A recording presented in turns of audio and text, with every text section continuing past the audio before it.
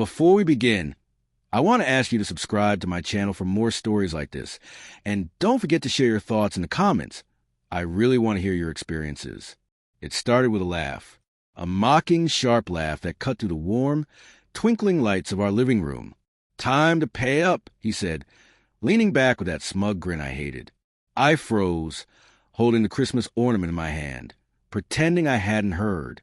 But the tension in my chest told me otherwise. I had no idea that night how fast my world would unravel. Christmas had always been our sacred time. Lights, laughter, snow against the windows, the smell of pine and cinnamon. But that evening, everything felt off.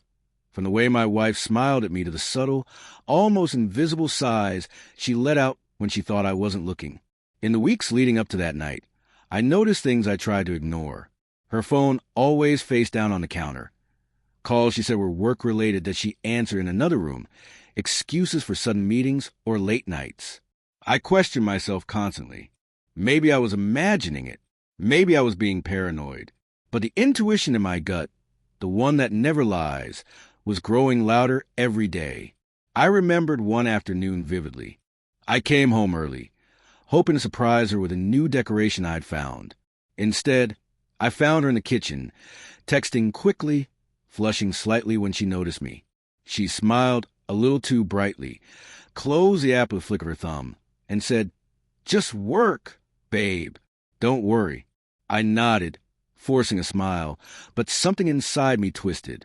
That small lie, that tiny hesitation, had shattered a piece of trust one hadn't even realized was fragile.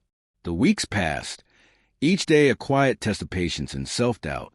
I started to notice patterns, a lingering scent of cologne that wasn't mine, faint marks on her clothes, her laughter that sometimes carried a hint of someone else's presence.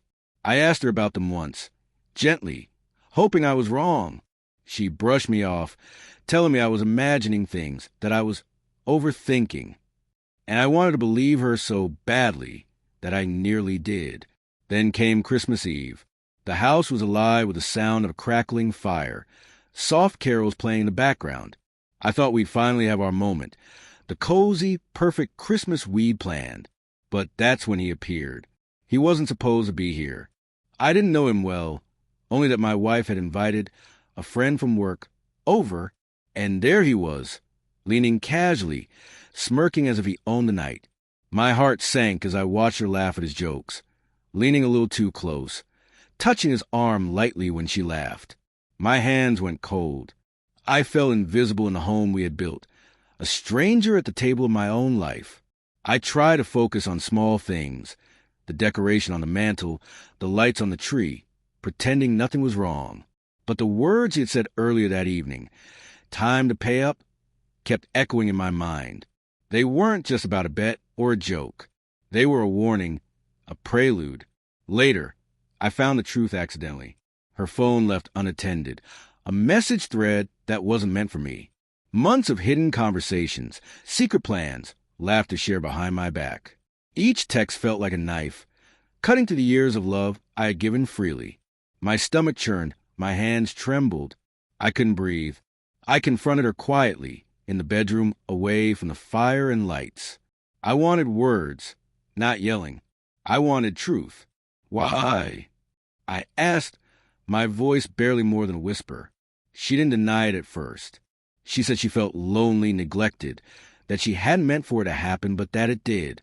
I saw the guilt in her eyes, the shame, the human weakness that had led her astray. It didn't excuse anything, but I listened, tried to reconcile the woman I loved with the actions I couldn't understand. And I realized something important. Love alone cannot repair a foundation that has been secretly cracked. The moral decision came quietly. I didn't scream. I didn't throw anything. I packed my things while she slept, left a note thanking her for the good memories, for the love that had been real before it was broken. I left the house as silently as I had lived through betrayal, walking into the cold night with nothing but my dignity and the painful clarity of truth. In the weeks that followed, I felt every emotion.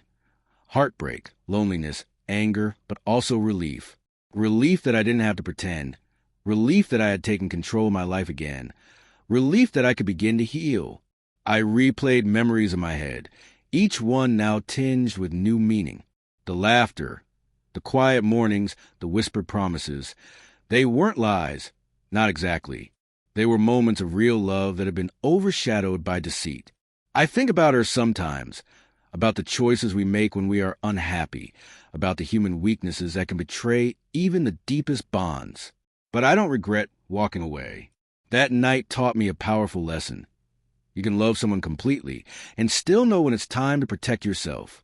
I rebuilt slowly, day by day, focusing on the small joys, the friendships I had neglected, the passions I had put aside.